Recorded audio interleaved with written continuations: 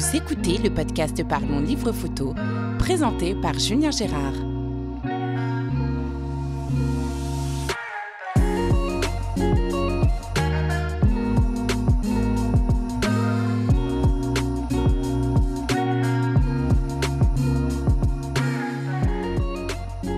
Bonjour et bienvenue sur ce nouvel épisode du podcast Parlons Livre Photo. Je suis très heureux aujourd'hui d'enregistrer dans cette belle ville d'Essaouira. Alors Essaouira, pour ceux qui suivent un peu mon travail et qui suivent mon parcours, vous savez que c'est ma ville de cœur. J'y passe des week-ends dès que je peux entre deux missions. Et aujourd'hui j'ai le plaisir d'être avec Alice et Sylvie pour un nouvel épisode de ce podcast. Alors Alice et Sylvie sont les auteurs, autrices. Comment on vous appelle ? Moi j'ai l'habitude de dire auteur avec un E. On va dire les auteurs avec un E alors du livre Essaouira Entr'actes. Bonjour Alice, bonjour Sylvie. Bonjour. Bonjour. Alors on va parler du livre tout à l'heure parce qu'avant j'aimerais un petit peu vous connaître, les auditeurs aussi, je pense qu'ils aimeraient savoir qui est derrière ce livre. On va commencer par Sylvie, la photographe, c'est ça ? C'est ça, c'est moi. Alors qui es-tu Sylvie ? Qui suis-je ? À la base, je ne suis pas photographe déjà, j'avoue. J'ai été fleuriste et j'ai été beaucoup de choses. Donc je ne vais pas commencer à faire la liste aujourd'hui. Mais je peux dire que ça fait 21 ans que je vis à Essaouira quand même. Donc je suis un peu Swahili. Et j'ai toujours fait de la photo quand même. Mais j'ai juste fait de la photo pour faire de la photo, pour m'amuser. Et puis, la première fois que je fais un vrai travail, c'est avec ce livre. Donc, je pense que c'est un travail réussi. Alors, je vais regarder le livre tout à l'heure. Je ne l'ai exprès pas regardé avant, pour être surpris. D'accord, intéressant. D'accord, donc on va avoir une découverte en live. C'est ça. Et toi, Alice ? Alors moi, moi aussi je suis Swahili d'adoption, Swahili de cœur. Ça fait maintenant plus de 15 ans que je vis au Maroc. Je suis originaire de Bordeaux, en France.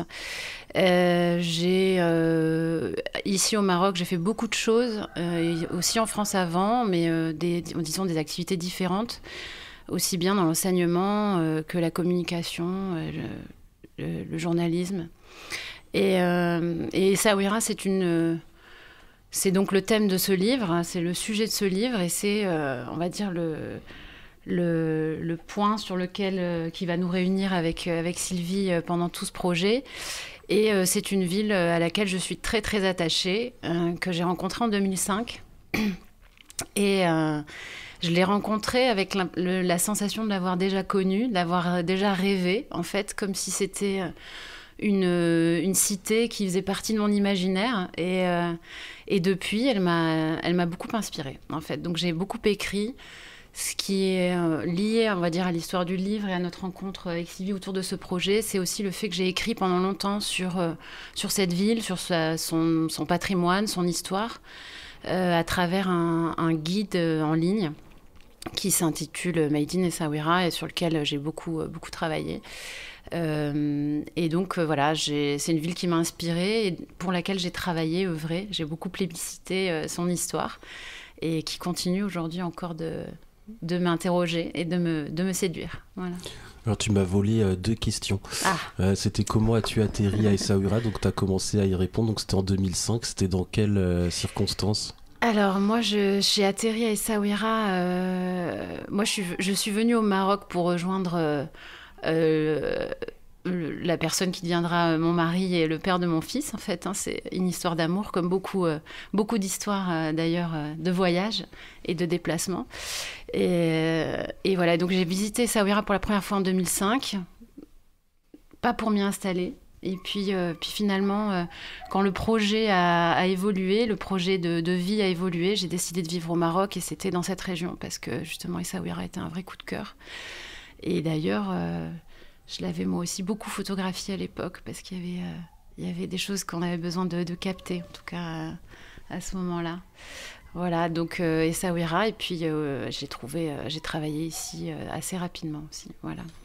Alors la deuxième question que tu m'as volée, c'était est-ce que tu peux me parler de ton média ? Mais avant, je voudrais savoir comment toi, Sylvie, tu es atterrie au Maroc. Comme Alice. 2001, j'ai rencontré un homme qui vivait ici, un Marocain, donc. Le même? Non. Non, pas le même. Et puis, j'avais jamais pensé venir m'installer au Maroc, mais j'ai pas forcément aimé Essaouira la première fois où je suis venue. Je sais pas, c'était assez particulier. C'était l'été, il y avait beaucoup de vent, il faisait très froid. Mais voilà, je suis tombée amoureuse de cet homme et puis surtout l'opportunité de se déplacer. J'avais fait le tour du monde, j'avais été vivre en Pologne pendant 3 mois, mais il faisait trop froid, j'étais pas restée. Donc en fait, c'est toujours l'opportunité de faire une nouvelle chose, ce que j'ai fait un peu toute ma vie. Hein. Et du coup, je suis venue vivre, ça va faire 21 ans. En janvier, et puis les premières années c'était assez difficile, hein. Je dois dire, s'adapter à la culture. Je vivais en Médina aussi, la culture, la religion, enfin apprendre l'arabe, il faut faire sa place, donc c'était pas facile, mais c'était justement intéressant de vivre en Médina parce qu'on était au cœur de l'action. Maintenant je pourrais plus y vivre, et puis voilà, en 2005 j'ai eu mon fils, et ça fait 21 ans que je suis là et que j'ai fait des tas de choses pour en arriver au livre. Alors là, on est chez toi, Alice, en plein cœur de la Médina, justement, Oui. de la vieille Médina historique à Essaouira. Et toi, Sylvie, tu me parles de vivre en Médina. Il y a une différence entre vivre en Médina ou vivre à l'extérieur? C'est quoi la différence? Parce que moi, en tant que touriste, je viens toujours en Médina, en fait. Oui, c'est normal. Tu viens pour 2-3 jours, tu veux rester au cœur de l'action. Mais ce qui est pas toujours facile de vivre en Médina, déjà, t'as pas un accès direct en voiture devant chez toi, par exemple. Et puis le fait qu'il y a tout le temps tous ces gens qui sont dans la rue, et dès que tu sors de chez toi, tu es tout le temps observé et tout le monde sait ce que tu fais, où tu vas. C'est ce qui m'a dérangée à la longue. Et pour emmener mon fils à l'école, il fallait traverser toute la Médina, aller à l'école, revenir. Et à un moment, j'ai dit c'est trop, j'ai plus envie. J'ai quand même passé 7 ans en Médina, c'est pas rien. Un cycle. Donc il y a une grande différence, oui. Après 7 ans dans une Médina, est-ce que tu te fais encore alpaguer dans la rue ou non, c'est bon, on sait que toi oui. tu vis sur place et... Encore, parce que les marchands changent régulièrement. Donc tu as toujours des gens qui arrivent qui t'ont jamais vu. Puis tu as ceux que tu connais depuis 21 ans. Et toi, Alice? Alors moi je vis depuis pas longtemps finalement dans la Médina pour le coup. Et puis c'est une histoire de hasard tout ça parce que j'avais pas prévu de vivre ici et voilà, j'ai trouvé cet endroit, plus particulièrement cet appartement dans lequel je me suis sentie bien. Mais moi j'ai beaucoup aimé vivre dans la ville, en fait dans la ville ou dans des endroits où il y a pardon, il y a une vie familiale, une vie locale qui est très présente. Donc là, ici, c'est un petit peu particulier. C'est un coin de la Médina très, très calme. Et donc, c'est un petit peu préservé. Mais c'est vrai que c'est pas évident. Voilà. Et sinon, pour le regard que portent les gens ici sur nous, moi, il se trouve que... Alors, il y a toujours des personnes qui nous renvoient au fait que, on ressemble à nos congénères européens, puisqu'on est assez européennes, Sylvie et moi-même. Donc, c'est vrai qu'on peut être... Non, la Suisse n'est pas en Europe. Ah oui, en plus. Je parlais de la géographie européenne, alors. On va pas parler de l'administrative. Je me permets de te chambrer un peu parce que j'ai vu avant qu'on enregistre que vous chambrez pas mal sur l'accent suisse. Ouais, c'est vrai. Non, c'est vrai. Mais donc, notre avantage, c'est que quand même si on parle pas couramment l'arabe, on sait répondre aux gens, c'est saluer. Donc du coup, ils comprennent tout de suite qu'on parle l'arabe. Un chouïa. Un chouïa avec quand même un accent, parce qu'il y a aussi ça, si tu commences à bafouiller, on voit que tu sais pas trop prononcer. Après, je prononce pas tout très bien, hein. Mon fils se moque constamment de moi, mais quand même, il voit tout de suite qu'on est là installé. Oui, et puis on finit par nous connaître, ça reste un petit village, Essaouira, donc les gens nous voient passer, savent ce qu'on a fait, puis de par certaines de mes activités, j'étais amenée à rencontrer beaucoup de personnes et à les interviewer ou à découvrir leur travail, les faire parler d'eux. Et donc, c'est vrai que du bouche à oreille, parce que c'est comme ça que ça fonctionne, et très très vite ici, on sait que telle personne habite ici, a ou pas un enfant, est mariée, vit depuis combien de temps, quelles sont nos activités. Donc il y a ce côté très très petit village à Essaouira, qui a donc son bon côté, ses mauvais côtés aussi, mais voilà. Donc on est identifié. En général, ça, oui. voilà, ça y est. les gens nous Quand nous on est reconnaissent. petit en France, on joue à un jeu qui s'appelle le téléphone arabe, ça marche comme ça? Ouais, ça marche. Et du coup, tout est déformé ou non, ça va, on reste fidèle au propos initial? Ça dépend pourquoi. Ça dépend. Mais il y a beaucoup. Oui.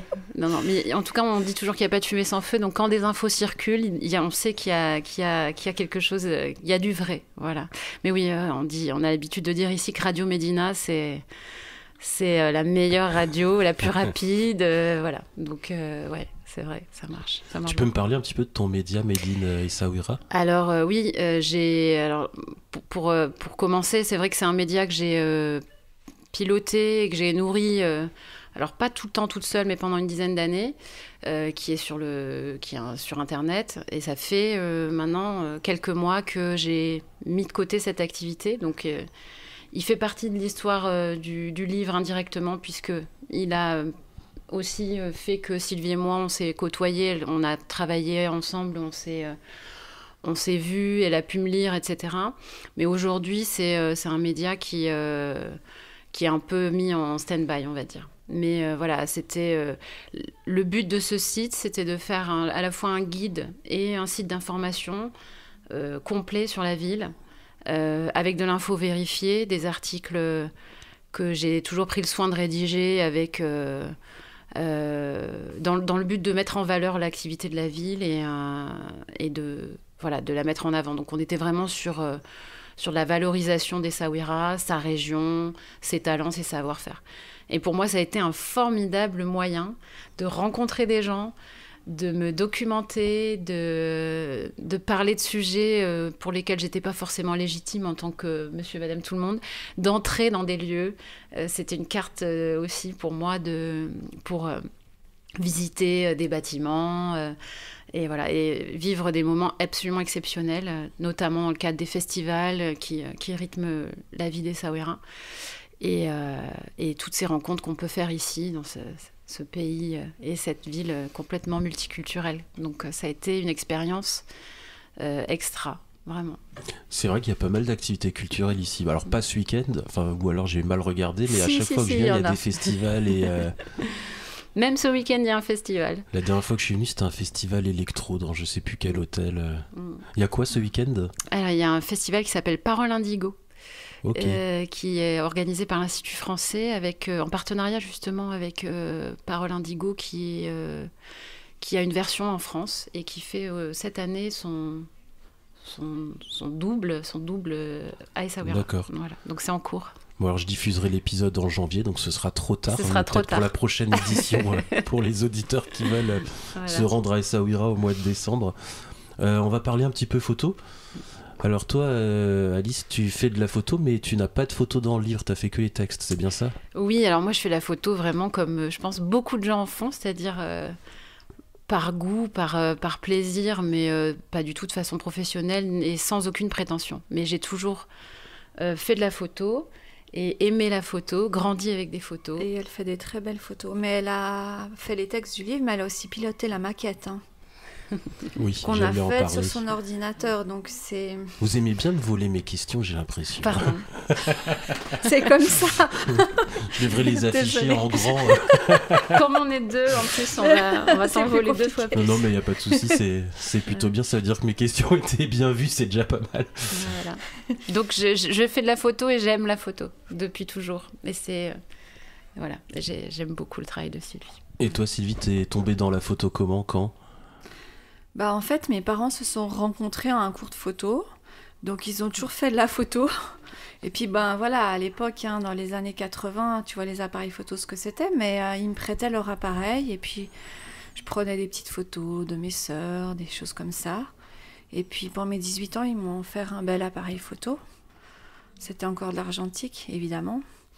Et puis, voilà, petit à petit. Mais moi, j'aimais surtout, quand je vivais ici au Maroc, faire de la photo dans ma belle famille, la photo dans les campagnes, des enfants, de la vie de famille marocaine c'est tellement intemporel en fait, on a l'impression qu'on est toujours 200 ans en arrière et c'était ça qui me fascinait. C'est ça un peu ma passion. C'est vrai qu'en plus on voit pas beaucoup de photos de famille marocaine. C'est une question que j'allais poser ou j'allais y venir. Comment la photo est perçue au Maroc? Parce qu'en tant que touriste, pour moi, c'est un des pays les plus compliqués. Enfin, moi, je suis fan de portraits. Ici, c'est très très difficile. C'est difficile, il y a beaucoup de gens qui veulent pas. Il y a des gens qui t'appellent pour être photographié. Quand on est en famille, ça n'a rien à voir. Puis après, il y a toujours cette question du droit à l'image. Donc en fait, on peut pas. On a fait très attention parce que même dans le livre, c'est risqué. Donc ces photos de famille, je peux en mettre un peu sur Instagram, mais en fait, c'est pas vraiment utilisable. Enfin, peut-être qu'ils voudraient, mais on peut pas normalement. Après, il y a des gens qui le font dans des livres, mais logiquement, t'as pas le droit de mettre des photos et c'est un grand risque. On n'a pas le droit, c'est au niveau de la loi que c'est comme ça? Oui, c'est au niveau de la loi. Hein. C'est quand même très protégé au Maroc, le droit à l'image. Donc il faut faire attention entre les bâtiments. J'ai appris après, mais il faut que le bâtiment ait plus de 70 ans pour pouvoir être publié dans un livre. Sinon, il est encore propriétaire des propriétaires. Il n'a pas le droit d'être mis dans un livre, par exemple. Alors on a une loi un peu comme ça en France où les bâtiments d'architectes en fait sont protégés par le droit d'auteur des architectes. Et du coup, on peut les photographier, mais il ne faut pas que ce soit eux l'élément principal. Faut pas que ce soit le bâtiment l'élément principal de la photo. Il faut que ce soit dans un ensemble. Alors c'est toujours très compliqué. Je crois qu'à Lyon, il y avait eu le problème sur l'opéra, il me semble. Et le photographe avait gagné parce que l'opéra faisait partie d'un ensemble. C'était la place, je ne sais plus quel est le nom de la place. Et au Maroc, j'ai l'impression que c'est encore plus strict alors. Bah oui, il y a toutes les mêmes législations et si on fait un livre, il faut faire super attention à ce qu'on fait. Donc effectivement, ça serait intéressant de faire un livre avec beaucoup de portraits, beaucoup de scènes de vie, mais on a à chaque fois généralement des gens de dos ou des gens qu'on ne reconnaît pas. Mais c'est très délicat en fait. Et après, c'est un peu... je me permets de rebondir là-dessus, mais c'est un petit peu une démarche aussi et... ça dépend de ce qu'on se permet et dans quel état d'esprit et dans quelle démarche on est. Faire des photos dans la rue des gens, c'est très mal perçu parce que l'image, le regard, c'est quelque chose de personnel qui t'appartient dans l'idée et dans l'esprit des gens au Maroc, mais c'est pas qu'au Maroc. Et je pense qu'il y a vraiment cette impression de se faire voler une part de soi, parce que l'âme aussi, elle passe par les yeux, elle passe par le regard, et il y a un sentiment comme ça d'appartenance, et qu'ils ont conscience que être photographié, c'est aussi prendre un peu de son identité. Et ça, c'est pas du tout apprécié par certaines personnes. Donc il faut faire attention. Il y a ce côté un petit peu aussi, cette image qu'ils ont des gens qui viennent en tant que tourisme, parce que c'est aussi le tourisme qui est à l'origine, justement, je pense, de toutes ces réactions-là, comme étant des voleurs, en fait, des voleurs de moments. Et nous, on a vécu, même ensemble, l'an dernier, quand on a voyagé, fait des photos, on a vu que ça agressait énormément lorsqu'il y avait des gens dans la rue qui puissent être photographiés, parce que ils ont le sentiment qu'on leur vole une part d'eux. Et donc, ça demande quand même d'être autorisé. Néanmoins, il y a eu des expositions, il y a eu des portraits, il y a eu de très belles photos faites au Maroc par des photographes qui l'ont fait, je pense, dans des démarches bien particulières qui leur a permis de le faire. Alors, il y a à la fois la démarche artistique très mise en scène. Donc ça va être organisé, monté, etc. Donc là, il y a une mise en scène et ça peut se faire aussi très bien. Et puis après, il va y avoir la légitimité. Par exemple, il y a quelques années de ça, il y a eu un événement Essaouira, durant lequel l'équipe, alors je crois pas que ce soit lui-même, mais le photographe JR et son équipe, alors je crois que c'est son équipe lui-même, s'était pas déplacé. En tout cas, on fait des portraits dans Essaouira. Et donc, suivant son procédé, il a ensuite affiché les portraits dans la rue. C'était très très beau, et c'est lui, accompagné d'une délégation et de personnalités, dans un cadre un peu discuté, il a pu faire des portraits absolument magnifiques d'anonymes qu'il a ensuite affichés dans la ville, et les gens ont pu se reconnaître. Moi, j'avoue que sur le moment, j'ai trouvé ça très beau, Et je n'aurais pas parié sur le fait que ce soit possible parce qu'effectivement, et en fait, ça s'est passé sans problème, sans difficulté. Les gens étaient au contraire contents en disant, voilà, ça c'est mon frère, c'est moi, c'est mon grand-père, etc. Donc, il y a un rapport un peu comme ça, un peu schizophrénique. Les gens ont besoin d'avoir une photo. Ils vont parfois, quand ils savent que vous avez un appareil photo, ils vont vous demander de les prendre en photo pour avoir une photo d'eux. Et puis en même temps, si vous cherchez à les prendre en photo malgré eux, de façon instantanée, là, ça passe pas. Achètent, et ben, ils ont l'impression d'être un animal de foire. Ouais, ce que je comprends tout à fait. Exactement, c'est tout à fait compréhensible. J'avoue que j'en ai fait quelques-unes en cachette, mais en même temps, c'est des photos qui me plaisent pas, parce que même si parfois elles sont belles, c'est des photos qui parlent pas. Moi, j'aime bien. Ouais. Enfin, je travaille au 35 mm, même pour mes portraits. Donc, je m'approche vraiment des gens, et puis moi, j'aime bien savoir quel est le prénom de la personne, qui elle est, ce qu'elle fait. Mais les photos volées, il n'y a rien à raconter derrière. Ouais, bah, je marchais, j'ai fait une photo au 200 mm et puis voilà quoi. Ça m'intéresse moi. Du coup, c'est une grande frustration pour moi le Maroc à ce niveau-là. En fait, il faut aller au-devant des gens et converser avec eux. Puis voilà, s'ils sont d'accord, c'est bon. Et les photos volées, on les reconnaît tout de suite. Oui, bah 200 mm, plan écrasé.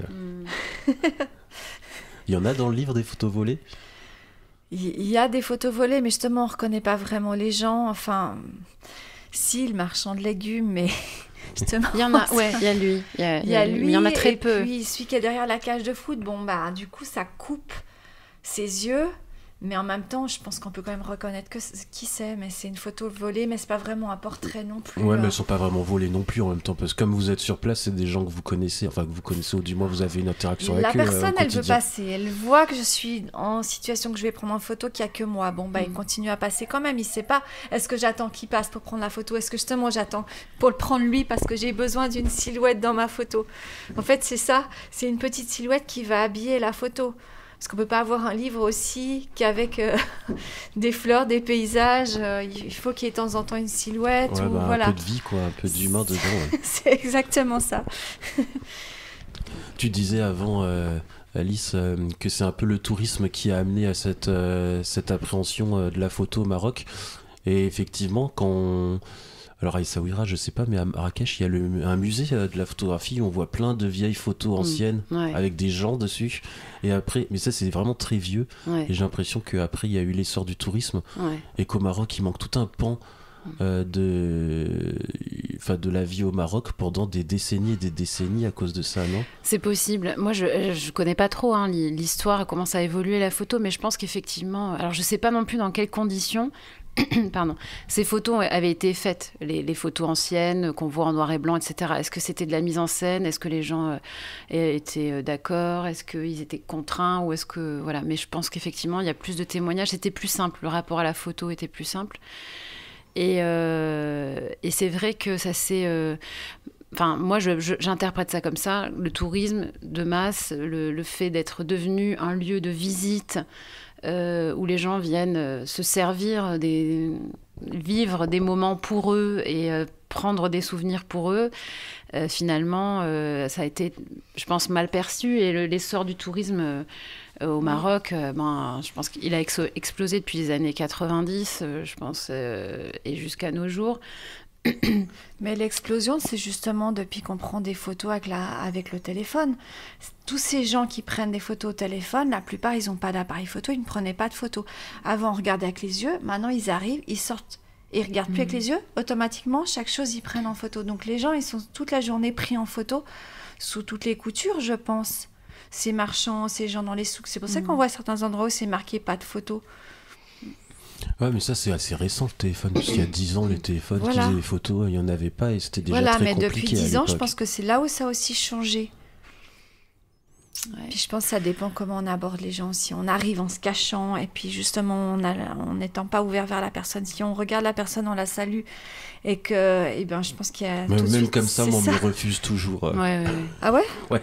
Non, mais je pense qu'il y a un état d'esprit qui s'est développé de la protection, en fait. Au Maroc, le Maroc, de façon générale, a aussi voulu un peu protéger son identité, son histoire, son patrimoine, ce qui est tout à fait bien. Et je pense aussi que les personnes ont voulu, face à cette ampleur, ce développement du tourisme, ont voulu aussi peut-être protéger leur image, leur vie.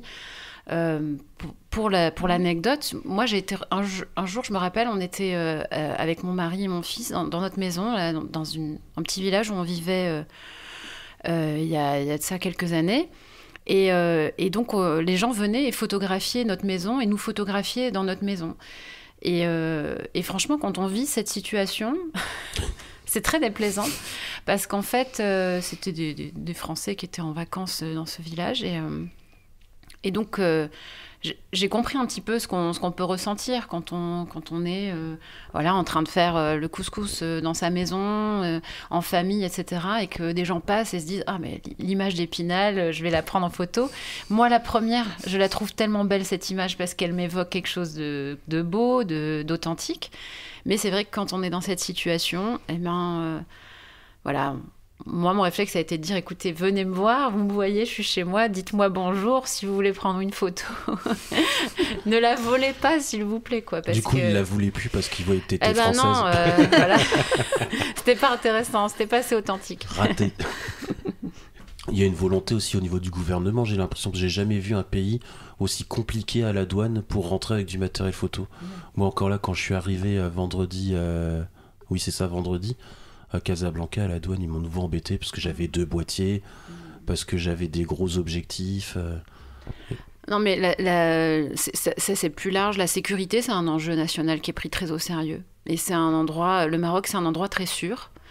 On a vraiment le sentiment de rien risquer ici, en fait, contrairement à ce que peuvent croire les gens nos familles en Europe et en Suisse, qui peuvent des fois se dire « Ah, mais... » Non, en fait, la sécurité est prise très au sérieux et le matériel technique est considéré comme un outil susceptible soit de porter atteinte effectivement à l'image ou voilà, mais donc il y a une protection en fait. C'est un état d'esprit de protection pour protéger les gens, le territoire. Et c'est vrai que c'est compliqué. D'ailleurs, tu pourrais certainement pas venir avec ton drone. Ah non, j'ai essayé, c'est compliqué. Et voilà, donc ça demande des autorisations spéciales. spécifiques avec les ministères impliqués. Et après, c'est possible. Mais voilà, c'est très rare. Donc nous, on n'a pas de drone qui vole au-dessus de nos têtes. Et s'il y en a un, c'est par autorisation gouvernementale, locale, avec des documents. Ça s'obtient. Mais il faut faire les démarches, effectivement. Ouais, c'est très très compliqué, parce qu'après le livre du Bénin vu du ciel, je voulais continuer, et vu qu'au Maroc c'était compliqué avec les portraits, je me suis dit, je vais faire le Maroc vu du ciel. Non.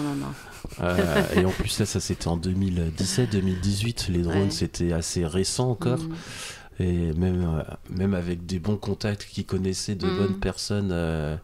Au Maroc, ça a été... j'ai lâché l'affaire, j'avoue. Oui, il y a des personnes qui ont des sociétés ici, qui sont identifiées, qui sont autorisées à manipuler des drones. Mais même sur certaines zones, il faut des autorisations pour survoler la zone.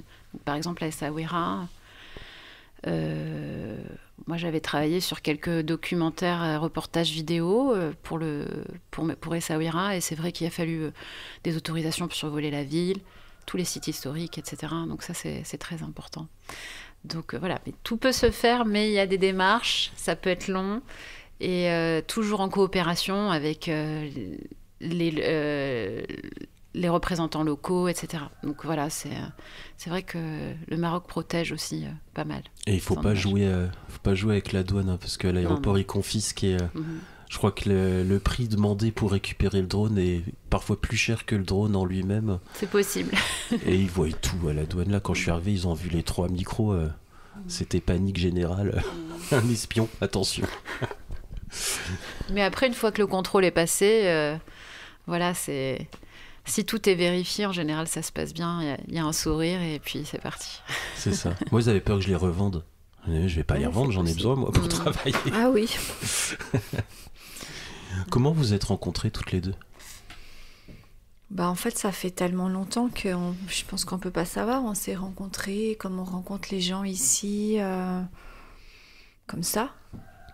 Je pourrais pas dire. Des amis en commun, je pense. Nos enfants qui se sont croisés, qui ont joué ensemble au foot sur une place d'Essaouira. Ouais, c'est plutôt comme ça, ouais. On sait même pas quand. Non, ça peut... C'est parce qu'il y a longtemps. Voilà, je pense que j'ai un des plus anciens souvenirs, c'est nos 2 fils, parce que Sylvie a un fils qui aujourd'hui a 18 ans. Il va avoir 18 ans. Il va avoir 18 ans, et moi un fils qui a bientôt 15 ans. Et donc, ils avaient dû être invités à un anniversaire. À l'époque, ils étaient trop petits pour y aller tout seuls, donc on les avait accompagnés. Voilà, donc on a bu des thés, mangé des petits gâteaux ensemble, et puis on s'est toujours croisés. En fait, encore une fois, on est dans un petit village, donc il y a toujours un ami d'amis, une amie d'amis qui fait que voilà. Donc on savait qui on était l'une et l'autre et ce qu'on faisait. Ouais. Et l'idée du livre, c'est venu comment ? C'est moi qui ai eu l'idée du livre pour plusieurs raisons. Et j'ai tout de suite pensé à Alice, parce que déjà c'est une aventure à faire à 2. Et puis en fait c'est surtout parce qu'un jour elle m'avait dit par rapport à mes photos, je pense en regardant des photos sur Instagram, elle m'avait dit vraiment j'aime tes photos, faudrait faire quelque chose. Je sais plus ce qu'elle m'avait dit, mais je sentais qu'elle m'encourageait, que vraiment elle disait pas ça à la légère. Et quand j'ai eu cette idée du livre, ça a germé dans ma tête le lendemain, parce que moi je vais très vite.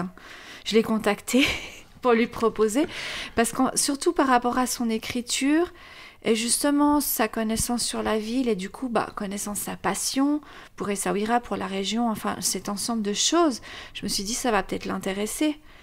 Et effectivement, ça l'a tout de suite intéressée. Et du coup, on a démarré très fort, très vite, parce que toutes les idées, elles ont commencé à déferler. Et puis c'était un ensemble de choses incroyables.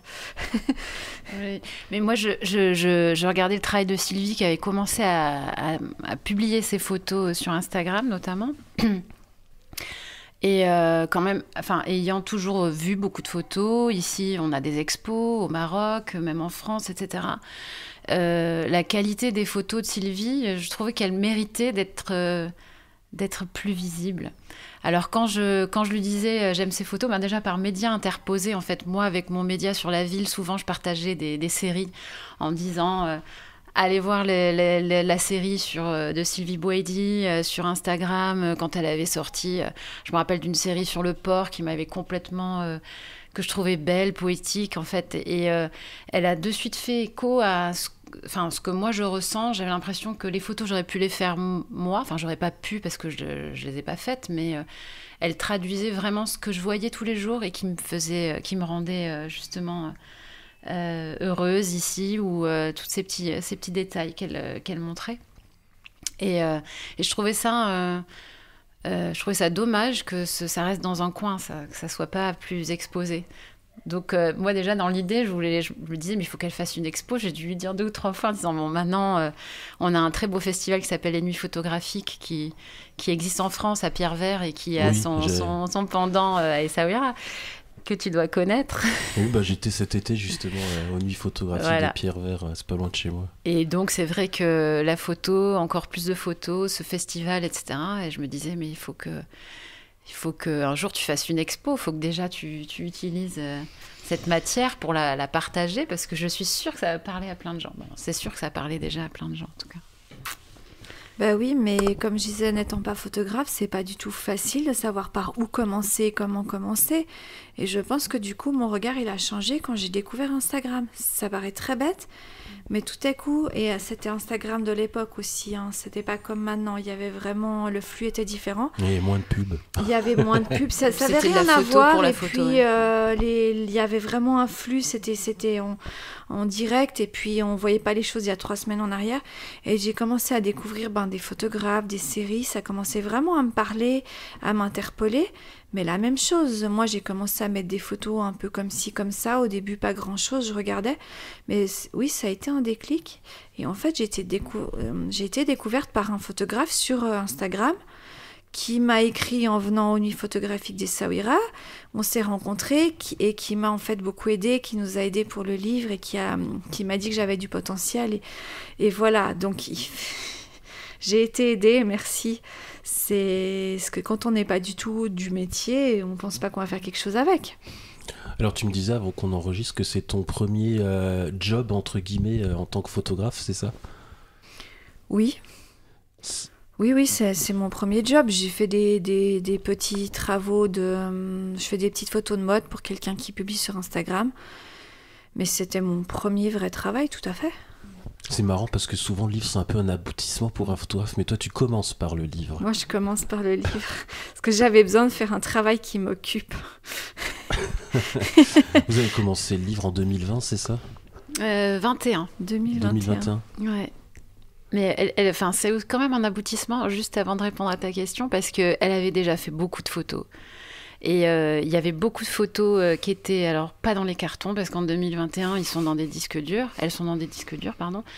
Et donc, elle avait quand même beaucoup de matière. Et je pense que, tu me diras si je me trompe, mais c'est un peu ce qu'elle m'a dit là, lorsqu'on s'est rencontrés lorsqu'on s'est vus pour parler de ce projet. Ce qu'elle m'a expliqué de suite, c'est voilà, j'ai toutes ces photos quelque part qui sont là, qui témoignent, mais à quoi peuvent-elles servir ? Je veux les mettre dans un livre, en fait. Et donc, elle n'a pas pensé expo, elle s'est dit un livre, et elle avait raison, parce que une expo, c'est pas suffisant, on en parlait tout à l'heure. C'est ça. 20 photos, oui, mais finalement... Mais en fin de compte, quand on a commencé, j'ai continué à faire de la photo, et vraiment, la plupart des photos, je les ai faites au fur et à mesure.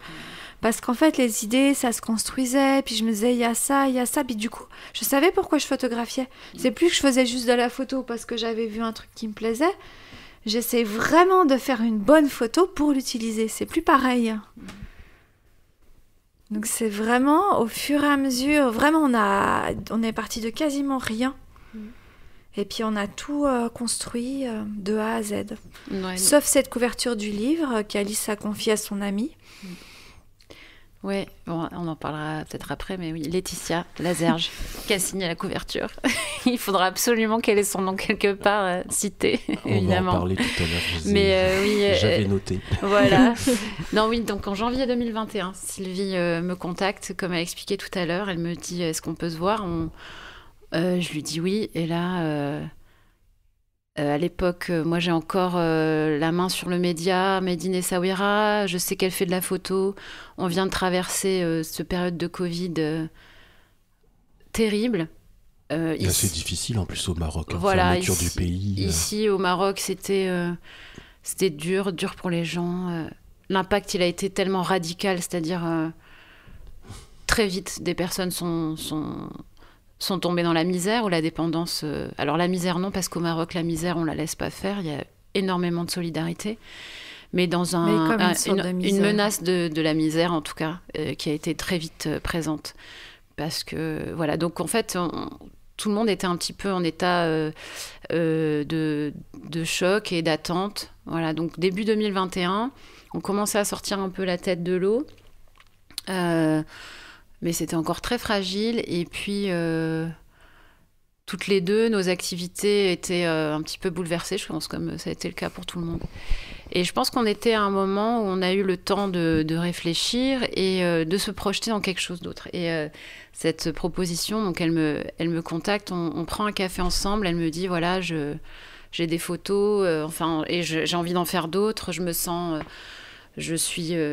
légitime aujourd'hui pour en faire. J'ai été, comme elle le disait, elle a été aussi, confortée dans sa capacité, dans son talent par ses pairs, par d'autres très très bons photographes.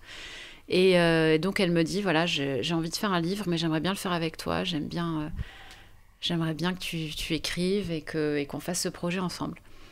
Donc moi j'ai accueilli ça avec beaucoup d'honneur. J'étais très touchée qu'elle me contacte pour ça. Et on en a parlé rapidement. Et puis je lui ai dit, écoute, je réfléchis, mais je te dis vite. Et puis je pense dans la journée, le lendemain matin, je lui ai dit, écoute, on y va. En fait, c'était déjà tout vu. On trace, voilà, on y va. Et puis finalement, ça répondait à toutes les deux un besoin. Je pense, à un moment où on avait un peu de temps, on avait pris du recul par la force des choses. Et je pense que toutes les deux, on avait un besoin créatif assez fort. Moi, finalement, j'écrivais, je produisais, je travaillais, mais de façon très contrainte, très cadrée. Et l'expression de quelque chose de créatif, d'artistique, ça me manquait. Et donc, on s'est dit, là, on va se créer notre petit endroit pour s'exprimer, en fait. Et ça a commencé comme ça. Donc vous commencez à faire le livre en 2021. Est-ce qu'il y a un objectif de date derrière ou non, c'est freestyle au niveau du délai pour le livre? On se mettait des objectifs quand même. Ouais. J'ai la peine à me souvenir, mais on s'était dit, oui, ça serait bien d'arriver. D'abord, il était très court, trop court, parce que moi, on avait parlé de juin pour la fin. Ah oui, vous commencez 2021 et l'objectif, c'est un livre en juin. En 6 mois, ouais. Oui. En janvier 2021, on se dit, il faudrait qu'il soit fini en juin. Mais en fait, en fin juillet, il y avait la maquette. Ouais. Ah, quand même, c'est hyper rapide. On travaillait chaque semaine. Grosse pression alors pour les photographies? Ou même pas? Non, même pas. Non, Non, je faisais au fur et à mesure. Ouais. Et chaque semaine, on se voyait, on regardait les photos, on parlait des textes, on faisait notre maquette, on regardait les couleurs, les polices de caractère et tout le reste qu'il fallait intégrer. C'était génial. Ouais. Non, c'était beaucoup de plaisir en fait. Je pense que on a travaillé avec beaucoup de plaisir hein. Depuis le début. On était contentes. J'adore votre façon d'être détendue. Moi, je me suis mis une pression d'enfer pour mon bouquin. Mais il n'y avait pas d'enjeu puisque c'était... C'est pour nous. C'était pour nous qu'on le faisait en espérant qu'on puisse le partager et avoir le financement. En fait, on avait juste que de l'espoir et envie de le faire. Donc on se disait, allez, on va essayer de fabriquer l'objet. Et nos amis qui nous encourageaient derrière aussi. Et puis voilà, on a été encouragés, mais... Non, enfin, on a fait ça avec beaucoup de sérieux, dans le sens où on s'est appliqué. Et nous sommes très sérieuses, c'est vrai. D'ailleurs, le produit le prouve, mais on a fait ça avec un grand plaisir. C'était un peu comme un jeu, parce qu'en même temps, c'était un challenge. Il fallait... Moi, je ne savais pas travailler sur Photoshop. J'ai tout appris. Je suis allée voir des tutoriels. Je ne suis pas très bonne. Donc, j'ai trouvé juste ce qu'il me fallait. Et j'ai appris en travaillant sur le livre. Je ne suis pas du tout une pro. Donc 6 mois pour faire un livre et se former en même temps. Ouais. Bravo. Merci. Et la thématique du livre, donc c'était Essaouira. Est-ce que vous avez tout de suite eu une idée d'un fil conducteur pour les photos et les textes, ou est-ce que c'est venu au fur et à mesure aussi C'est super intéressant. Non, on a d'abord travaillé la matière, les photos, les photos qui existaient, ce qu'on avait... Le fil conducteur, c'était plutôt quels endroits on veut mettre dans ce livre, quelles atmosphères. C'est ça, les atmosphères, pour pas que ça soit un guide touristique. Ah, voilà. Ouais. La première chose, c'était surtout pas les cartes postales, surtout pas montrer ce qui s'est déjà vu 1000 fois, même s'il y a aussi des choses qui ont déjà été vues 1000 fois dans le livre. Mais sans vouloir à tout prix être dans un délire underground, c'était pas du tout ça. Mais on voulait chercher ce qui constitue notre quotidien, la vie d'Essaouira, être ici, vivre ici, l'avoir aimé, y avoir grandi, quelque chose qui est de l'ordre du non descriptible, mais qui habite le regard tous les jours, c'est-à-dire qui va faire qu'on a des visions quotidiennes qu'on identifie à Essaouira, et que toutes les personnes qui ont connu ou visité cette ville vont certainement aussi identifier à Essaouira. En revanche, une personne qui n'a jamais été à Essaouira peut ouvrir quelques pages du livre et n'absolument pas reconnaître, se douter de l'endroit dont il s'agit. Donc, des émotions, en fait, c'était un peu ça la chose sur laquelle on s'est rejoints toutes les deux. Voilà. Et de toute façon, c'était le travail aussi de Sylvie à la base. Les photos de Sylvie, elles avaient cette espèce de regard très sensible, très poétique, d'instant volé, qui provoque cette émotion chez des gens qui connaissent l'endroit, qui ont déjà été là ou qui ont visité des lieux similaires et qui vont avoir cette émotion-là. Mais éviter la carte postale où on voulait... Et puis surtout, je pense que la deuxième chose qu'on s'est dite, c'est qu'il y a déjà eu beaucoup de livres sur Essaouira, très bien faits, très beaux. Ils étaient tous sortis il y a quand même quelques années. On parle de livres photos, en tout cas, où la photo était au cœur du projet. Et on voulait aussi faire quelque chose de totalement différent. Il fallait surtout pas ni marcher sur les plates-bandes, ni refaire ce qui avait déjà été fait, parce que ça nous intéressait pas en fait. Oui, il fallait faire attention à ça. Mais c'était vraiment raconter Essaouira avec mon regard, ses paroles. Et puis après, ça s'est construit petit à petit, parce qu'après, on a eu l'idée des 3 chapitres. Mais tout ça, c'est pas venu la première fois. Semaine après semaine, en même temps, ça a été très vite. Oui, 6 mois, on peut dire que ça a été très vite. Finalement. Mais voilà. Mais une fois qu'on a vraiment la matière, qu'on a commencé, elle avait les textes, on savait pas où on allait les mettre, mais elles étaient presque terminées. Donc chaque fois, elle me les lisait, puis après, elle pouvait reprendre un truc. Et puis, en fait, même jusqu'à la fin, j'ai enlevé des photos que j'ai changées parce qu'il y avait des photos trop carte postale, ou il y avait des photos qui n'allaient pas ensemble. On voulait vraiment que les photos se répondent avec des photos double page. Et vu qu'il est petit, il fallait que la photo, elle trouve sa place. Alors pour remettre un peu dans le contexte pour les auditeurs, il est petit, néanmoins il y a quand même 270 pages. Oui. Il est gros. 6 mois, 270 pages. Ça fait une bonne moyenne quotidienne, ça. Oui.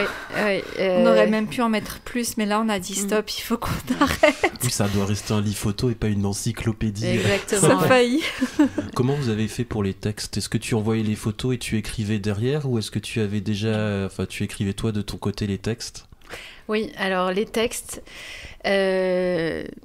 c'était important d'écrire quelque chose qui avait du sens. Alors évidemment, je savais dans quel univers les textes allaient s'intégrer, parce que je connaissais le travail de Sylvie et on travaillait en continu là-dessus. Moi, j'avais déjà beaucoup de choses écrites dans ma tête ou pensées sur la ville que je voulais transcrire. C'était le moment, comme je disais tout à l'heure, c'était le moment d'être dans la création, dans quelque chose d'intime, de ressenti, d'émotif.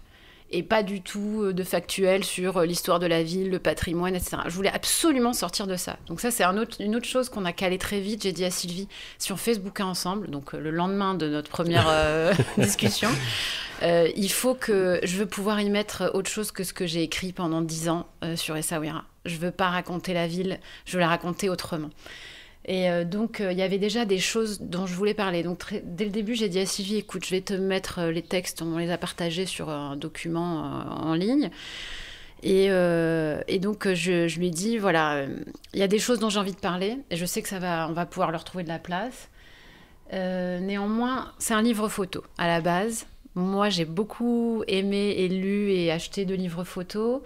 J'avais la conviction, mais peut-être à tort en tout cas, que dans un livre photo, les textes, il vaut mieux qu'il y en ait peu, qu'ils aient leur place, qu'on puisse les lire ou pas les lire, en me disant qu'un amateur de livres photo lit pas forcément les textes ou... Enfin voilà, c'est pas vraiment le but, c'est pas vraiment la démarche en tout cas. Donc finalement, les textes, ils prennent une place, mais ils ont été pensés comme des petites... C'est un peu comme ça que je le présente, parce qu'il y a un éditorial dans le livre au début pour raconter la démarche, justement. C'est comme des entr'actes, justement. Parce que ça fait partie du titre du livre. Ce sont des petites entr'actes comme ça dans le cheminement des photos. Il va y avoir une réflexion, une question abordée, un mot, une sensation qui va être développée sur une page. Donc en fait, je voulais un texte, une page, comme des petits temps de pause dans la lecture du livre. Quoi, voilà. Et c'est poétique, surtout. Et après, à chaque fois, on leur a trouvé une photo qui illustrait le texte. Mais c'était important parce qu'en fait, ils sont très très beaux. Donc il n'y a pas besoin d'en avoir beaucoup. Mais vraiment, ils racontent les photos. Et c'était surtout pas, pardon, juste insiste, le but, c'était pas de commenter les photos. Voilà. On voulait que les photos, elles aient leur poésie et elles laissaient la place à chaque photo. Et le texte, il raconte quelque chose qui peut être interprété avec les photos, mais c'était pas du tout du commentaire d'image ou du commentaire de photos, quoi. Mais c'est des mots sur ce que nous disent les photos. Elle l'a fait en mots, mais ça reste de la poésie. Je reviens sur ce que tu disais tout à l'heure, tu disais si on fait un livre, c'est marrant parce que là ça fait à peu près 1h30 qu'on est ensemble, qu'on tchatche, on a déjà bien tchatché en dehors de l'enregistrement et j'ai l'impression qu'en fait c'était pas du tout si on fait un livre, que le deuxième jour c'était acté, on fait un livre. Oui. Il n'y avait plus de retour en arrière possible. Non, on allait le faire même s'il restait, même s'il y avait que 2 exemplaires, un pour elle, un pour moi, on le faisait. Ouais. C'est quoi le ratio à peu près entre texte et photo dans le livre ? C'est juste pour donner une idée aux auditeurs approximativement. Il y a une dizaine de textes et le reste c'est des photos. Ok. Voilà. Donc voilà, il y a 10-12 textes, 10-12 pages de texte. J'arrive plus du tout savoir. L'édito, un peu les remerciements, on va le rajouter derrière avec une page un petit peu spéciale. Et après, il y a une dizaine de textes. Donc c'est vraiment très peu de textes. Alors, encore une fois, c'est comme ça que je l'ai abordé. Il y a des personnes qui m'ont dit on aurait bien aimé en avoir un peu plus, mais... Faut écouter le podcast alors. Voilà, c'est ça. Qu'est-ce que je veux dire ? Avant d'enregistrer, on était en train de discuter sur Essaouira, qui est une ville en pleine mutation depuis quelques années, avec énormément de travaux de rénovation et de transformation. Et vous me disiez tout à l'heure que c'était un petit peu le moment, vous avez senti que c'était le moment pour faire ce livre. Avant que les choses changent trop. D'ailleurs, il y a des photos qu'on peut plus savoir où c'est parce que les murs peints, ils ont été repeints. Puis on voit dans le livre qu'il y a des travaux. Sur certaines photos, ça se voit. Mais c'est pas grave, ça fait partie de la ville. De toute façon, les gens, ils savent que c'est tout le temps en travaux ici. C'est vrai que ça fait des années que je viens, c'est en travaux. On parlait tout à l'heure du port. Toi, tu dis que tu n'y es pas retourné depuis longtemps, c'est à cause des travaux et... En partie, parce que ça m'a fait tellement bizarre quand ils ont cassé cette partie avec ces anciens greniers à pêcheurs que je suis pas retournée voir.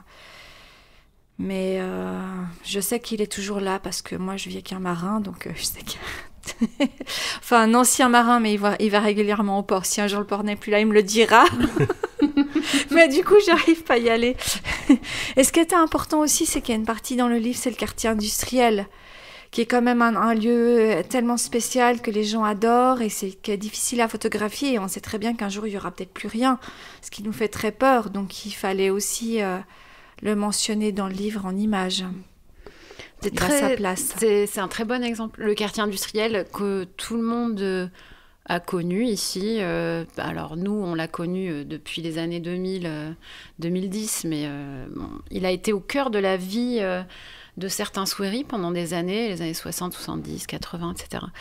Et ce quartier, aujourd'hui, il se délite, mais son âme, elle est très particulière.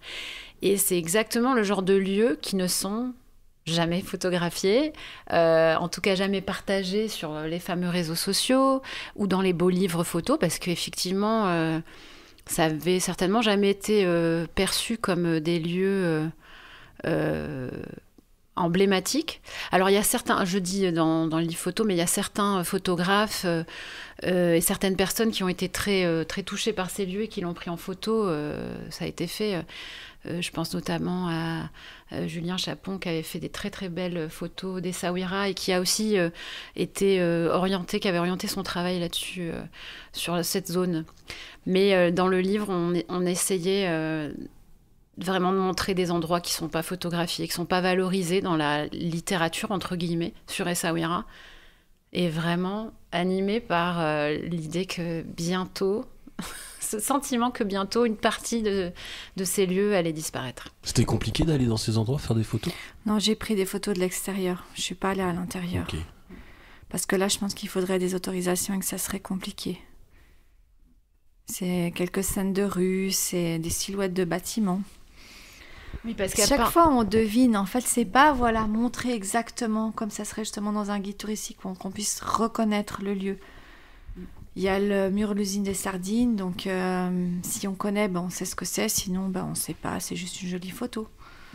Le mur des sardines. L'usine de sardines. Ok. Moi, je visite toujours Essaouira en touriste. Et encore visiter, c'est un grand mot, parce qu'en général, j'y vais en week-end pour me reposer. Et je suis jamais sorti de la Médina, j'ai honte de l'avouer, mais... Non. mais je pense que c'est très fréquent et on a vraiment tenu dans dans ce livre à mettre en avant d'autres territoires, justement, qui sont pas connus ou pas identifiés par les personnes, en tout cas qui connaissent pas forcément Essaouira et sa région. Et on a donné une place importante à la campagne, les alentours de la ville, parce qu'eux aussi méritaient d'être en photo. Et ça fait partie, enfin Sylvie et moi en tout cas, c'est des lieux qu'on aime beaucoup.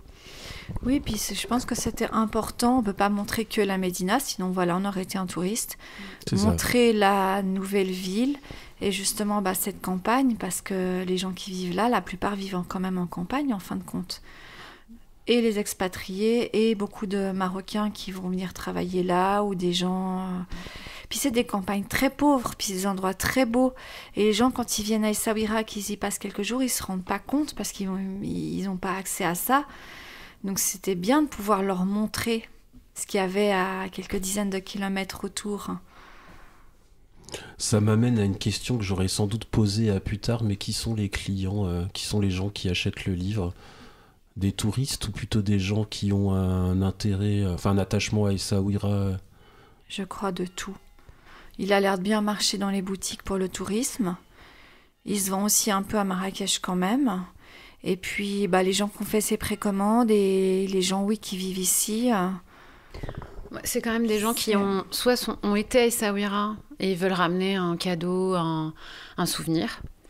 Des gens qui connaissent déjà Essaouira. Parce que d'expérience, moi j'ai montré le livre à... Non, c'est pas moi, c'est ma mère d'ailleurs, qui a montré le livre à des personnes qui connaissent pas du tout le Maroc et Essaouira. Les meilleurs ambassadeurs, les mamans. Oui, mais alors parfois... oui, voilà, elle a été fantastique. Elle a été fantastique là-dessus, vraiment. Et pas que sur ça d'ailleurs. Mais, et donc elle montre... J'étais là d'ailleurs ce jour-là. C'est toujours un peu gênant quand quelqu'un d'autre présente le livre devant nous. Je déteste ça. C'est très, très, très gênant. Mais c'est pas grave, c'est part d'une tellement bonne intention. Et puis, et en fait, j'ai vu que des personnes qui n'avaient jamais été au Maroc, et encore moins à Essaouira, ça les laisse relativement insensibles. En fait, parce que... et c'est très bien, parce que ça rejoint l'intention du livre. C'est des personnes qui vont être sensibles à de la belle photo, de la photo... alors, ces photos sont très belles, mais la photo qui est volontairement très clinquante, époustouflante, des grands paysages, des couleurs qui vont finalement être évocatrices pour tout le monde et donc s'approcher de la carte postale. Et une personne qui a jamais visité Essaouira, je pense qu'elle va être... elle va pas reconnaître quelque chose, en fait. Et il y a une histoire de reconnaissance dans le livre. Il y a l'histoire de retrouver quelque chose qu'on a déjà connu. Et effectivement, ce jour-là, donc ma maman montre le livre à une dame qui n'a jamais été au Maroc, ou peut-être rarement dans sa vie, et qui connaît pas Essaouira. Et alors, elle l'a feuilleté, mais... voilà, oui, c'était pas le moment, visiblement. Oui, c'est bien. Et puis, elle l'a reposé. Et en fait, elle n'a pas du tout été accrochée. Mais il y a quelques personnes qui ont commandé le livre qui, à mon avis, ne sont jamais venues au Maroc, ne connaissent pas du tout Essaouira. Donc, il y a des gens qui sont peut-être curieux de découvrir. Je n'ai pas eu le retour après qu'il l'ait reçu, mais quand même des gens qui ont commandé le livre. Alors, est-ce que c'est pour me faire plaisir ? Je ne sais pas. Des gens que je ne connais même pas vraiment. Tu as vu, quand on a partagé le lien... Donc il y a un peu de tout quand même. Mais ici, oui, je pense le touriste et les gens qui viennent régulièrement, parce qu'il y a quand même ces gens qui reviennent chaque année à Essaouira, et ces gens-là, ils ont un attachement. Donc du coup, ça leur... ils ont l'attachement après à demeure. L'attachement que je comprends, hein, je viens chaque année, donc... Mais voilà. C'est marrant, je trouve, cette ville... Enfin, moi, ça me fait un effet. Je suis content quand j'arrive à Essaouira... Quand j'arrive en général à la gare routière de Supratour, là, je suis content d'arriver à cet endroit-là et puis de marcher, passer une porte et rentrer dans la Médina. Oui. En plus, je m'y perds plus, alors ça, c'est génial. C'est vrai. Tu parlais d'un lien, donc ça va me permettre de continuer d'enchaîner sur le crowdfunding que vous avez fait pour financer le bouquin. Ça coûte très cher à imprimer, les livres. Et vous avez décidé de partir sur une campagne de crowdfunding. Comment ça s'est passé ? Ça, c'était plus Alice parce qu'elle est plus calée là-dedans. Et du coup, elle m'a dit, on peut faire comme ça. Donc je dis d'accord. Puis on a étudié la chose. Moi j'avais pris contact avec l'imprimeur, donc on avait les devis, etc. Et on était parti sur 1000 livres. Et puis il fallait surtout faire une bonne présentation. Donc elle a préparé tout ça. Et puis c'était génial. Elle travaille très très bien. Donc du coup ça a été assez vite. Et puis quand on a lancé, qu'on a envoyé les liens, on a envoyé à beaucoup de contacts. C'est parti assez vite. Ça s'est bien passé. Le crowdfunding, c'est vraiment la démarche de l'indépendant. Et depuis le début, en fait, très vite, on savait que ça allait coûter très cher de faire un livre. Et donc, si on voulait vraiment faire un objet édité au moins à 500, puis 1000 exemplaires, enfin, au début, on ne savait pas trop vraiment où on allait, hein. Et en fait, on a très vite fait le choix de cette solution parce qu'on voulait être libre. En fait, on s'est dit non, on peut pas, on va pas attendre qu'une maison d'édition nous valide le projet. On veut le faire, on va le faire. On n'a pas envie aujourd'hui, en 2021, à l'époque post-Covid, d'aller chercher un financement, un mécène et risquer. Entre guillemets, parce que c'est toujours bien, hein, le mécénat, c'est génial, mais nous, on n'avait pas de légitimité, on n'avait jamais fait de livre, on avait juste notre envie, notre connaissance. C'est ça, donc, on n'avait aucune légitimité pour être aider, avoir eu un mécène, etc. Et en plus, surtout, on voulait être libre de A à Z du produit, de ce qu'on faisait de ce produit-là. Parce que quand on passe par un éditeur, on n'est pas libre. Voilà, on voulait pouvoir choisir la couverture, on voulait choisir les photos, on voulait que ça nous ressemble de A à Z. Et donc, j'ai dit à Sylvie, écoute, on peut tenter le crowdfunding. On connaît suffisamment de personnes autour de nous, on a un réseau, on va avoir un moyen de se faire relayer. J'avais aucun doute là-dessus. C'est ça, c'était tout de suite une évidence. Et on s'est dit, voilà, on va tenter le coup. On a vu combien il fallait lever de fonds. Et on a tenté le coup et ça a marché. Donc on a diffusé en septembre 2021, une fois que la maquette était finie, que la couverture était terminée et que le produit, on pouvait présenter le produit et avoir une idée très très certaine de son contenu. En septembre, on a lancé le crowdfunding pour 2 mois et en 2 mois, on avait levé les fonds pour 2 mois de campagne. Ouais, 2 mois de campagne. Et c'est long et court. On s'est dit que c'était le minimum. Ça va jusqu'à 3 mois maximum. Mais on a eu besoin de 2 mois. Alors, c'était assez compliqué parce que en étant au Maroc, il y a quand même nous, il fallait qu'on récolte l'argent et qu'ils puissent venir au Maroc. Donc l'argent arrivait de France. Ah oui, parce que là, l'argent arrivait sur un compte en France et après, il fallait voilà, donc ça, c'était pas encore le plus compliqué. Le plus compliqué, c'est qu'on avait beaucoup de personnes qui ont souhaité nous aider, qui résidaient au Maroc et donc qui ne pouvaient pas, pour des raisons de transfert d'argent depuis certaines destinations vers la France, ne pouvaient pas transférer, etc. Moi, j'ai vu ça sur votre campagne Ulule, qui avait tout un explicatif de comment voilà, donc on a essayé de trouver. Et Et donc, c'était pas trop d'avoir 2 mois, parce qu'il y a des personnes qui ont mis du temps pour pouvoir nous aider. Et puis finalement, c'était 2 mois de visibilité pendant lesquels on a pu faire des rebonds, nous réévaluer notre budget. Quand on a vu que ça marchait, qu'on passait au 100%, ça nous a permis de se donner un autre objectif de 150% de cagnotte initiale qu'on n'a pas complètement atteint, mais qui nous a permis d'augmenter le nombre de tirages. Donc c'était du bonheur. C'est ça, et puis j'ai demandé à l'imprimeur si on pouvait payer par échéance, etc. Il était très, très compréhensif aussi, donc petit à petit on récoltait de l'argent, on lui payait des factures, et puis d'ailleurs la plus grande partie des livres est encore chez lui, hein. D'accord. L'impression a été lancée pendant la période de crowdfunding ou après ? Dès qu'on a vu qu'on avait atteint les 100%, on a lancé l'impression. Voilà. Okay. On savait qu'on allait avoir le montant, un montant minimum, donc on prenait plus de risques et on voulait pas perdre trop de temps parce qu'il était déjà octobre. Il était déjà octobre et on voulait pouvoir livrer. On avait l'illusion de croire qu'on pouvait livrer avant Noël. C'était sans compter sur la fermeture du Maroc en décembre 2021. Il y avait ça, mais surtout qu'en fait, l'imprimeur, il a tous les calendriers de fin d'année, il a beaucoup de travail en fin d'année. Mais bon, il savait qu'il allait avoir l'impression du livre qui serait lancé à peu près à telle date. Mais il avait beaucoup de travail et il a réussi à tenir et on a reçu les premiers exemplaires le 24 décembre l'année passée et on a pu les livrer dans la foulée aux clients qu'on avait besoin le 24 décembre. Au Maroc. Ah ouais, timing Mais très serré. oui. Donc on a réussi. Ça, c'est la magie de Noël. Ouais, c'était la magie de Noël. C'est vrai. Sacré Noël, heureusement que tu étais là surtout. Heureusement qu'on était là. On était bloqués de toute façon. Donc, au final, vous avez fait une campagne, j'ai vu, qui a atteint les 125%. Vous aviez déjà un réseau avant de commencer la campagne, un bon réseau, ou ça s'est aussi fait un petit peu pendant la campagne? Justement grâce à Alice et puis après, oui, pas mal d'amis quand même, un peu des deux côtés qui ont relayé. Beaucoup de gens qui nous connaissent aussi ici. Donc on savait qu'on avait ce réseau. Ouais, on a eu un super réseau, des amis d'Essaouira, des personnes des gérants d'hôtels, des gérants de restaurants qui ont acheté 5-6 en se disant mais c'est sûr, on vous connaît, on sait que ça va être un beau produit, nous on en achète, on va faire des cadeaux avec. On a été largement soutenus, il y a 108 contributeurs qui ont participé, voilà, donc chacun d'eux il est cité dans le livre évidemment parce que sans eux, pas de livre.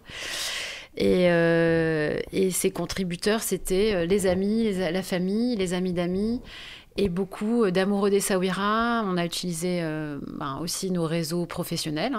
Moi, j'ai utilisé mon réseau professionnel, les connaissances. Et puis des personnes qu'on connaissait pas, qui connaissaient Essaouira, qui ont eu vent de cette campagne et qui ont acheté le livre, qui nous ont fait confiance.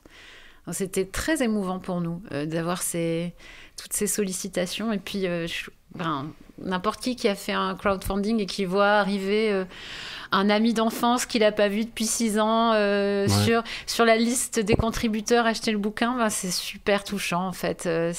Tout ça, c'est des petits moments de réjouissance, quoi. Alors on discutait avant d'enregistrer, on a vraiment beaucoup parlé déjà avant d'enregistrer. Alors toi Sylvie, t'étais très confiante sur le bon déroulement de la campagne et toi Alice, t'avais un petit peu plus d'angoisse. Oui, en fait, elle a plus d'audace que moi, elle avait plus confiance. Moi j'étais plus... Alors angoissée, le mot est fort, mais j'étais plus dans la mesure. Je voulais vraiment pas... qu'on risque de se mettre en difficulté parce qu'on ne pouvait pas se le permettre. On n'avait pas moyen de rebondir pour financer les livres. Tu parles économiquement. Oui, uniquement. Après, autour de nous, Sylvie, elle a eu très vite confiance. Elle savait que ça allait marcher. Elle avait raison. Ouais. Elle avait raison. Je suis audacieuse, même si parfois ça ne marche pas. Mais là, je pensais que ce n'était pas quelque chose qui ne pouvait pas marcher non plus. Et puis qu'il y avait des solutions si jamais de trouver de l'argent et comme l'imprimeur nous a aussi aidés, il aurait pu demander à être payé, j'imprime, vous nous payez au 31 décembre, il a attendu jusqu'à mi-mai. Donc l'un dans l'autre, mi-mai, on a réussi à terminer à payer nos factures quand même. Donc les choses se sont bien déroulées. Après une campagne de crowdfunding, c'est aussi un petit peu un challenge et je pense que si c'était trop facile, elle réussirait pas aussi bien dans l'ensemble. C'est un peu paradoxal. Mais c'est vrai. Mais le fait que ce soit un challenge, ça motive aussi à...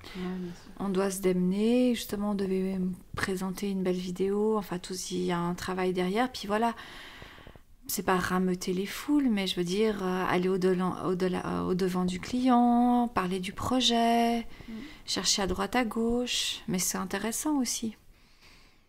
C'est stressant, moi, je trouve, les campagnes de crowdfunding. Oui, un petit peu.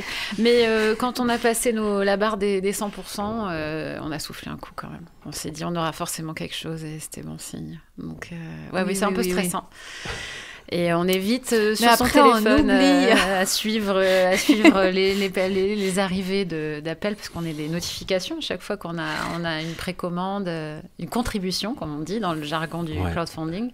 Ouais. Mais c'est magnifique. Vraiment, ces outils-là sont extraordinaires. Je veux dire, c'est l'exemple type de ce que peut faire Internet, ce que peuvent faire justement tous ces nouveaux outils de communication. Franchement, c'est extraordinaire. C'est permettre à 108 personnes qui se connaissent, pour certaines pas du tout, qui ne se croiseront jamais, de mettre des sous dans le même pot et d'aider deux autres personnes à mener un projet. C'est fantastique. Enfin, moi, je trouve ça génial. Alors, on peut les citer. C'est la plateforme Ulule que vous avez utilisée. Et vous me disiez tout à l'heure qu'ils ont vraiment été de très bons conseils chez Ulule. Ah ouais. Comment ils vous ont aidé ? Dès le début, on a beaucoup de... Déjà, il y a toute une littérature sur le site qui permet d'accompagner la gestion de projet et de financement. Donc ça, c'est très bien fait. On a une personne qui va nous suivre, qui est identifiée, qui va suivre le projet, qui nous contacte, qui nous envoie des mails, qui répond à nos questions, qui va nous faire des petits rappels, nous donner des conseils très ciblés. Alors eux, avec l'expérience, ils nous disent, voilà, en gros... ça, c'était vraiment le meilleur conseil. Comptez, vous avez 30%, si vous pouvez atteindre 30% de votre budget avec votre sphère privée, vous pouvez espérer, voilà, avec les cercles professionnels, privés et autres. Et en fait, c'est vrai que c'était assez efficace. Donc vraiment, ils ont été très chouettes. D'ailleurs, on leur a envoyé un bouquin pour remercier la personne qui nous a suivis et l'équipe, parce que mais non, c'était très bien fait. Moi, j'étais étonnée de tous les outils qu'ils avaient développés. Donc, on voit que c'est très bien rodé, que c'est une structure qui fonctionne bien, qui a l'habitude. Et leur site est bien présenté aussi. Et ils sont exigeants après, certaines aussi. Ils sont exigeants, c'est-à-dire qu'ils ne demandent pas tous les projets. Voilà, il y a tout un dossier à monter. Ils l'étudient de près, mais une fois que c'est validé, on peut compter sur eux. Ouais, c'est vraiment bien. Vous en referez un ? La question qui tue. Certainement. Voilà. Mais quand on ne sait pas, parce que il faut voir comment va la vie, ça prend beaucoup de temps quand même. Et quand on a fait le livre, moi je travaillais pas avec des horaires fixes. Cette année, je ne pourrais pas, j'arrive pas à toucher les photos. Donc c'est dans le coin de ma tête, j'ai fait des photos pour un projet, j'ai plein de projets. Donc il y a un jour, je ferai quelque chose. Si Alice, elle veut, elle sait qu'elle est conviée. C'est à son bon vouloir. Donc, on ne sait pas quand. Mais on va peut-être faire bientôt une autre collaboration quand même, toutes les deux. Voilà. Mais pas forcément un projet personnel. Voilà. Alors, éditer un livre, c'est plein de compétences, c'est plein de métiers en règle générale. Et là, vous avez tout fait vous-même, sauf une chose, c'est la couverture. Eh oui. Ouais, la couverture. Très, très importante.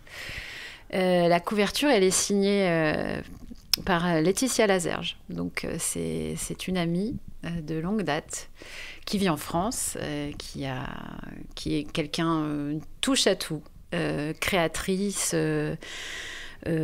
communicante,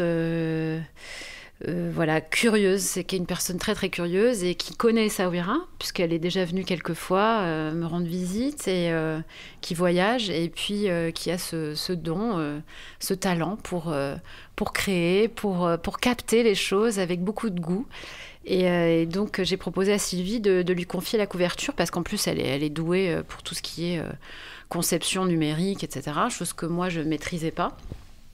Et donc, on a discuté un moment, on s'est vu aussi en août 2021. On s'est vu en France, à Bordeaux, là où j'étais pendant les vacances. Et donc, on a parlé du livre, on lui a parlé du contenu. On a parlé notamment de ces chapitres qu'on n'a pas encore évoqués, mais on a fini par chapitrer le livre assez tardivement. D'ailleurs, ça a mis du temps à être défini. Et puis, quand on a chapitré le livre, on avait aussi ça comme base. Donc j'ai dit à Laetitia, écoute, voilà le titre du livre, Essaouira, en tract, c'est le titre. C'est qui a trouvé le titre ? C'est Alice. Moi. Et je l'ai proposé à Sylvie, puis elle de suite, c'est ce qu'elle a voulu. Oui, j'ai trouvé très original. Et puis, parfois, les gens nous disent pourquoi il n'y a pas votre nom sur la couverture. Et puis, on a trouvé qu'on restait discrète, sobre. Et puis, du coup, pourquoi ce n'est pas une photo qui présente un livre photo ? Moi, c'était bien de faire autre chose. Du coup, il y a beaucoup de gens qui l'appellent un objet. Et la première fois que j'ai vu la couverture, je ne m'attendais à rien, mais j'ai été très surprise. Donc, je suis restée un peu ébahie. Puis après, je dis, mais oui, c'est génial. Voilà, donc c'est une couverture qui représente... c'est pas une photo pour le coup, hein, c'est une couverture très graphique qui inscrit le titre comme ça en hauteur, en trois parties, Essaouira. Et elle a décliné sur cette couverture les 3 couleurs des chapitres, le bleu de l'océan, l'ocre de la ville et le vert enfin le vert c'est une teinte de fond, et puis la couleur pêche, je sais pas comment trop la définir. Sylvie, tu sais, c'était mieux, t'es plus fort que moi pour ça, pour les terres. Donc en fait l'idée c'est un peu la couleur des murailles, non ? Voilà, alors pour l'ocre, c'est les couleurs des murailles. Après, la couleur du chapitre consacré aux terres, c'est la couleur de la terre, du sable, voilà, qui a beaucoup dans cette région. Donc elle a décliné les couleurs finalement. Et donc on est resté sur quelque chose de très graphique, avec du bleu. On voulait du bleu. Le ciel, on pensait peut-être que ça serait une couverture toute bleue. On avait choisi ce bleu et puis du coup c'est resté le bleu du ciel, qui n'est pas du tout un bleu de ciel en vrai, mais qui va très bien pour la couverture. Alors moi j'aime bien parce que c'est surprenant. Moi je cherche pas mal d'auteurs sur les plateformes comme Ulule et KissKissBankBank, et j'ai failli passer à côté du vôtre parce que je cherche des livres photos et c'est vrai que c'est très convenu. En général on s'attend à une photo et j'avais failli passer à côté, mais j'ai bien fait de cliquer dessus pour voir de quoi il s'agissait, mais à la base je crois que si j'ai cliqué c'est plus parce qu'il y avait écrit Essaouira que parce que enfin pas pour un livre photo pour le coup, donc j'étais bien content de voir les deux. Ça aurait pu être un livre cuisine, hein, on sait pas. Oui. On traque, ça veut tout dire, rien dire. Alors c'était une bonne surprise en fait, t'as cliqué sur le lien et là tu t'es dit c'est un livre photo. Bah oui, en fait, je cherchais des livres photos. Je vois celui-là qui me paraît pas être un livre photo, mais je clique parce que c'est Essaouira et que ça m'intéresse. Ah, c'est un livre photo. C'est pas mal. En plus, je sais que je retourne à Essaouira chaque année, donc c'était nickel pour vous rencontrer et pouvoir enregistrer. On parlait des différents métiers qui permettent la création d'un livre, donc toutes ces compétences que vous avez acquises sur le tas. Du coup, c'est toi qui as fait la maquette. Tu savais faire des maquettes déjà ou... Non. Non, c'est un projet complet, un projet créatif et d'auto-formation. Voilà, on a étudié quel programme, on a failli prendre autre chose, tu te souviens ? Ouais, on a fait avec les moyens qu'on avait aussi et avec les conseils de personnes autour de nous. Donc aussi bien pour le traitement photo que pour la conception. Et justement, Laetitia, qui a fait la maquette de la couverture, m'avait conseillé des logiciels à portée de bourse que je pouvais manipuler. Puis après, ça a été de l'auto-formation. Voilà, la prise en main de façon... alors, c'est à double tranchant de le dire comme ça, mais de façon artisanale quand même, parce que c'est pas du tout un procédé qui a été industrialisé. J'ai pas fait 12 livres avant. Mais ces programmes, ils sont aussi faits pour. Tu commences à manipuler, et puis on plaçait les choses, on essayait les polices de caractère, on mettait nos photos, et comme ça, moi, je déplaçais les pages au fur et à mesure pour justement avoir ce chemin. Et puis, c'est ça qui était génial, c'est qu'en fait, avec pas grand-chose, chaque semaine, je disais, non, cette photo, je la veux plus grande. Non, celle-là, je veux pas la... Enlève-la, je l'en amenais une autre. Et puis, c'est très bien fait. Et puis, comme ça, elle a appris. Moi, je l'ai aussi acheté. J'ai fait un livre pour un mariage avec. Et je trouve que c'est... Ouais, non, c'est vrai qu'aujourd'hui, on a des logiciels avec des tutoriels en ligne qui nous permettent, avec du travail, bien sûr, c'était beaucoup de travail, mais c'est aussi la raison pour laquelle l'objet est assez simple. La structure du livre, elle ressemble à ce qu'on voulait dès le début, mais il est vrai qu'en partant juste de zéro, il fallait en même temps apprendre, faire une mise en page qui soit propre, que la photo soit bien mise en valeur, que les calages soient bien faits. Donc ça a été appris sur le tas. Oui. Donc la conception du livre, le choix du papier, les différents paramètres. Et encore une fois, on a fait appel aussi à des personnes autour de nous. J'ai donc des amis qui ont travaillé dans le livre, Laetitia dont j'ai parlé, ma sœur qui travaille dans la com, il a été imprimeur en fait. Donc je suis allée pas mal en imprimerie quand j'étais petite, il a dû arrêter, j'avais 15 ans, mais ça veut dire que j'allais à l'imprimerie, je le voyais travailler, donc du coup je lui ai demandé, et puis il nous a donné quelques astuces pour pouvoir rester correct dans la présentation. Donc on a bien été accompagnés et puis c'était bien de pouvoir quand même faire ce qu'on avait envie de faire. C'était quoi le logiciel du coup utilisé? Affinity Publisher. Ok, je connais pas. Donc tips pour ceux qui font un livre. Bah oui, et c'était très bien. Et j'ai fait d'autres travaux depuis, et voilà, beaucoup de ressources et abordables pour le coup. Non, ils avaient eu des prix, voilà. Et j'ai vu que c'était un logiciel qui était très bon. Donc on me l'a conseillé et je l'ai acheté et ça marche très bien. Donc toi Alice, tu as fait la maquette, les textes. Oui. Toi Sylvie, tu as fait les photographies et on en parlait également avant d'enregistrer. Tu as également fait les conversions en CMJN. Oui. Ce que tu n'avais jamais fait non plus avant. Non, j'avais jamais fait ça et je pense qu'il y a beaucoup de gens qui font des livres sans le faire. Parce qu'ils ne savent pas vraiment. C'est comme moi, j'ai fait des recherches et je suis tombée sur un gars qui expliquait très bien. Et je suis allée voir son tutoriel et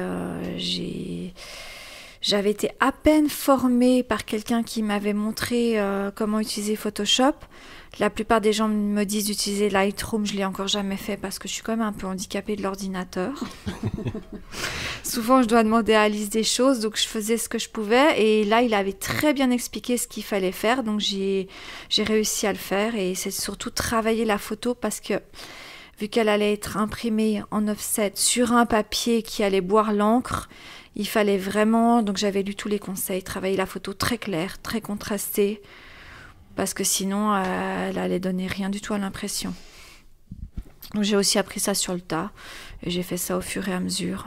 Alors il y a des termes dont on parle souvent dans le podcast, mais pour expliquer un peu aux gens, donc offset c'est l'impression quand on fait de la grande quantité, donc pour les bouquins, et ça nécessite d'avoir des photos avec des couleurs qui sont le cyan, magenta, jaune et noir, alors que les appareils photo numériques sortent des photos qui sont en rouge, vert et bleu.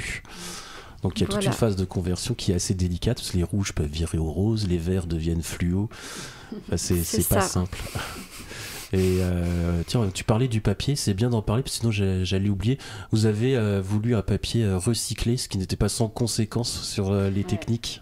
C'est ça, on est resté fixé là-dessus parce qu'on trouvait que ce côté un petit peu gris du papier irait bien avec Essaouira, la photo, justement, cette Médina, enfin, même ces campagnes, tout est fait un peu vintage ici. Et on tenait à ce papier, on ne voyait pas des photos brillantes sur un papier brillant. Et puis il y avait aussi une question environnementale, on s'est dit non, on va pas... C'est un papier un peu plus cher d'ailleurs, hein, papier recyclé. On ne voulait pas utiliser du papier... Ici, il n'y a pas de papier, enfin on n'était pas sûr de l'origine du papier en fait, issu de forêts qui sont vraiment gérées de façon durable, etc. Donc on s'est dit que le recyclé, c'était la seule façon d'avoir un papier qui avait un peu moins d'impact écologique aussi. C'est ça, et on l'associait bien à ce produit. Mais du coup, l'imprimeur, il a tout de suite dit attention, il va vraiment boire les encres, c'est super difficile pour faire les réglages sur la machine. Donc c'est pour ça que j'ai fait vraiment attention, mais il y a des photos qu'il a fallu retravailler parce que même si elles avaient l'air trop claires, une fois qu'elles étaient imprimées, elles passaient quand même fades. Il a essayé de vous dissuader, l'imprimeur ? Oui et non, enfin vu qu'il avait déjà fait un livre avec ce papier-là, il a dit ok, mais c'est après qu'il m'a avoué qu'il y avait des photos parce que je lui ai dit mais ça, puis il m'a dit non mais en fait ça on a imprimé en numérique, il y a des pages, pas dans notre livre mais dans un autre livre où ils n'arrivaient pas à voir les rendus, ils ont été obligés d'incorporer des impressions numériques et pourtant je crois qu'il avait été tiré à 2000 exemplaires, donc je pense qu'il a eu un sacré travail derrière. Ah ouais, 2000 exemplaires en numérique. Donc il est quand même sérieux parce qu'il essaie de faire tout son possible. C'est juste qu'il nous prévient, il ne va pas nous dire que c'est possible puis qu'après on ait un objet tout gris entre les mains. Et ça prend du temps. Il y a eu un moment technique, en tout cas pour... Enfin, pareil, parmi les choses qu'on a découvertes, puisque pour le coup, on partait de rien, c'était... alors, Sylvie faisait très attention à ça. Les premiers tirages, c'était l'épaisseur du papier. Et évidemment, on a fait des tests parce que quand on fait de la photo en recto verso, l'angoisse, c'est d'avoir une photo qui est visible par transparence. Surtout si papier boit l'encre. Voilà. Et donc, on a fait un premier test avec un papier, c'était 100, je crois. Oui, 100 mg. il a imprimé un livre pour faire une maquette parce qu'en fait, il n'avait pas de papier.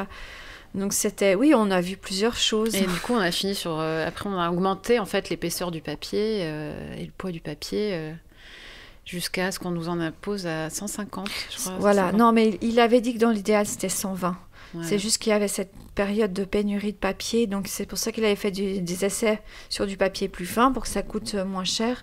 Mais en fait, c'était pas possible. Et puis après, il a dit, de toute façon, il n'y a pas de papier. Donc, on va faire avec du 150. Parce qu'on n'avait plus de papier, nous, au Maroc. Donc, ça donne vraiment... Entre le livre en 150 et le livre en 120, il y a vraiment une sacrée différence de taille, d'épaisseur. Ouais, j'imagine. Et de poids aussi. Ouais. Comment vous gérez les expéditions ? Vous avez fini votre campagne de crowdfunding pile poil au moment où le pays fermait. Ça a été compliqué, j'imagine, d'envoyer les exemplaires en France. Oui, parce qu'en fait, on n'avait pas bien compris que les frontières maritimes, soi-disant, elles étaient ouvertes, mais en fait, ils avaient fermé les frontières maritimes aussi à cause de problèmes politiques, et ça a duré plus longtemps. Ils ont rouvert, je crois, les frontières aériennes en janvier, mais en fait pas les frontières maritimes. Puis on n'avait pas vraiment d'informations, c'était compliqué. Puis on n'avait pas encore vraiment trouvé transporteur parce qu'il répondait pas. Puis après, heureusement, on a trouvé quelqu'un de bien. Et puis, de toute façon, on avait eu les livres au compte-gouttes. On a eu une première livraison, c'était vraiment les commandes qui étaient à livrer à Noël. Au Maroc. Ouais. Au Maroc, pour Essaouira. Et puis après, petit à petit, on a reçu. Puis on lui a dit, là, il faut tant parce qu'on doit envoyer en France. Et il nous a envoyé tant, je pense que c'était en janvier. Il fallait aussi que nous, on ouvre chaque livre, qu'on dédicace le livre, qu'on le remballe. On avait prévu de bien faire les choses et qu'on fasse nos petits cartons. Mais l'expédition, ça a été pour moi, c'est le seul point qui a dysfonctionné, en fait, indépendamment de notre volonté. Mais on n'avait pas les bons contacts pour le transport dans ces conditions-là, de fermeture de frontières. Parce qu'il y avait des transports de professionnels qui expédiaient du mobilier. Bien sûr, il y avait des déplacements, aussi, je pense, du stock d'artisanat qui partait, etc. Mais les transporteurs avec lesquels on était en contact faisaient peu ou pas de départ à ce moment-là. Et il a fallu qu'on change de contact, qu'on trouve une personne pour qu'ils puissent partir. Et donc, ils sont partis beaucoup plus tard. Et ça a été pour moi beaucoup plus stressant que le crowdfunding. C'est-à-dire de savoir que des personnes ont acheté le livre, ont participé, que le livre est entre nos mains et qu'on ne peut pas l'envoyer. Ça a été une période très difficile. On avait prévu de livrer début janvier, qui partent début janvier. Mais c'est vrai que ce qu'il faut savoir, c'est que l'imprimeur, il imprime. Mais une fois que c'est imprimé, il ne va pas tout relier, coudre, etc. Donc c'est fait au compte-gouttes. L'impression, c'est assez vite fait, mais après, fabriquer le livre, ça, c'est un énorme travail. Et du coup, ça, il a commencé à le faire au compte-gouttes. D'où chaque fois ces petites livraisons qui arrivaient au compte-gouttes. Et puis, une fois qu'on a quand même réussi à avoir les livres qui devaient partir en France, on n'avait pas le transporteur. Et je pense qu'il y a eu 2 mois de retard. J'arrive pas vraiment à me souvenir. Ouais, c'est parti en avril, finalement. Ça a été imprimé au Maroc et la reliure s'est fait chez l'imprimeur ou c'est une autre société encore ? Non, il a tout fait, ouais. Ok. Il a tout fait, il a tout fait. En France, c'est devenu rare. Souvent, la reliure est sous-traitée. Il n'y a pas beaucoup de relieurs en France. Ouais, non, lui, il arrive encore tout faire. Il a tout fait, mais il a eu des équipes contaminées par la Covid avec des fermetures, Oui, il y a aussi eu ça. Ils ont tout à coup été tous malades. Oui, c'était une période bien compliquée. Ouais. Oui, maintenant, les gens malades de la Covid, ils vont travailler, mais allez. C'est ça.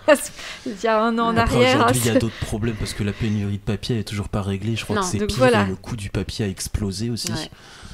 Il aurait fallu faire 30% de plus au crowdfunding. Exactement.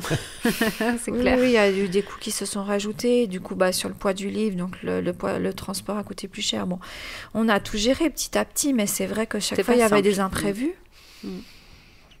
Mais pour finir, tout le monde est content. Ouais, on a fini par livrer tout le monde. Est-ce qu'il y a quelque chose que vous feriez différemment aujourd'hui si vous refaisiez le livre ? Alors peut-être ça dépend, mais peut-être qu'on ferait pour si vraiment un livre qui doit se destiner à l'export, peut-être qu'on le ferait imprimer dans le pays où il doit être exporté. Justement pour éviter ces difficultés qu'on a eues de transport. Maintenant qu'il est déjà fait... Mais après, il y a le transport dans l'autre sens. Parce que l'un dans l'autre, combien sont partis en France et combien sont vendus Ça, c'est ici pour un livre...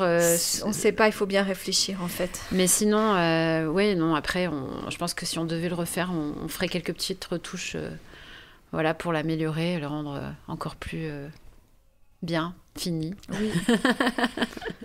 Mais peut-être que c'est ça qu'on referait peut-être différemment, c'est tout. Bon, si c'est que l'impression, c'est cool. Non, je pense il n'y a pas de point noir qui nous fait peur, il n'y a pas de choses où on s'est planté, tout s'est bien quand même déroulé. C'est plutôt des petites finitions c'est juste des améliorations, ouais. C'est ça, des améliorations. Ça, c'est normal, ça fait partie du quotidien. Vous avez un mot pour conclure cet épisode ? Joy. Ou un thème à aborder que je n'ai pas abordé Non,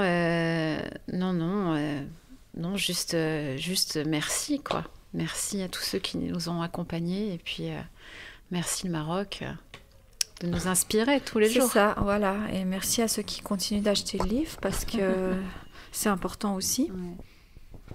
Donc Essaouira en tract, un beau pavé de 270 pages, un format assez compact qui est pratique pour mettre dans sa valise quand on voyage. Où est-ce qu'il est disponible ? Alors il est disponible déjà à Essaouira dans plusieurs boutiques. Donc il y a notamment l'atelier Histoire de filles qui sont des boutiques, la librairie La Fibule qui le vend. Il est en vente aussi dans d'autres points de vente au Maroc. Et sinon, en nous contactant sur Instagram, on peut aussi obtenir et la liste des points de vente au Maroc pour les gens qui sont à Casa, Marrakech ou Rabat. Ou alors, pour les gens qui sont en Europe, on peut faire des expéditions depuis la France, parce qu'on a un petit stock. Et depuis la Suisse. C'est important. Chez nos parents, qui peuvent expédier à l'unité des livres et qui l'ont déjà fait. 1, 2, 3 livres, enfin bref, voilà. Donc, il est vendu à quel prix ? 37 € ou 390 dirhams. Voilà. Okay. C'est marqué dessus. Ok. Oui, mais si on l'a pas encore acheté, on le sait pas. Voilà. Il a son ISBN, c'est un vrai livre. Il est déposé à la Bibliothèque nationale du Maroc. Oui. Du Maroc et en France aussi ? Non. Okay. Il appartient au patrimoine du Maroc, finalement, en tant que livre. C'est pas mal aussi. Ouais, c'est bien. Je voulais le faire au Bénin, mais il n'y a pas. Où est-ce qu'on peut suivre vos travaux ? Alors toi, Sylvie, tu as un compte Insta, c'est ça ? J'ai un compte Instagram, sylvie.essaouira. Ok, un site web ? Principal, pas encore. Pas encore. Non, on va s'en occuper. Et toi, Alice, il y a Made in Essaouira. Alors, il y a toujours Made in Essaouira qui est là, on peut suivre sur les réseaux sociaux, même si c'est un petit peu, comme je disais tout à l'heure, en stand-by. Et puis, l'Instagram du site, du livre, essaouira.book.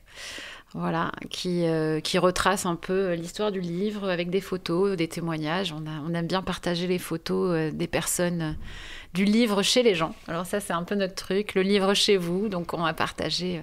Les gens nous envoient des photos du livre quand il est arrivé chez eux. C'est chouette. Ouais, c'est sympa. Les enfants, les petites nièces qui bouquinent. Enfin voilà, donc on aime bien partager ça. Ouais. Ça nous fait plaisir qu'ils voyagent. Je mettrai un lien pour vous contacter. Je mets ton compte Insta, c'est... Oui. Ouais, ok, super. Bien. Alors, j'ai des bonnes statistiques sur le podcast. Enfin, quand je dis bonnes, c'est que j'ai beaucoup de statistiques et en général, les gens arrêtent d'écouter à ce moment-là de l'épisode. Mais je vous invite à rester. Habituellement, je mets la musique que vous connaissez de l'introduction pour conclure l'épisode. Mais là, je vais vous mettre quelques sons d'ambiance de la Médina. Merci d'avoir écouté cet épisode. Merci Sylvie, merci Alice. De m'avoir reçu aujourd'hui. Merci Julien. Si vous avez aimé l'épisode, comme d'habitude, une note, mais que 5 étoiles, sinon c'est pas bien. Et un commentaire sur Apple Podcast, ça favorise les algorithmes, le nerf de la guerre. Au revoir tout le monde.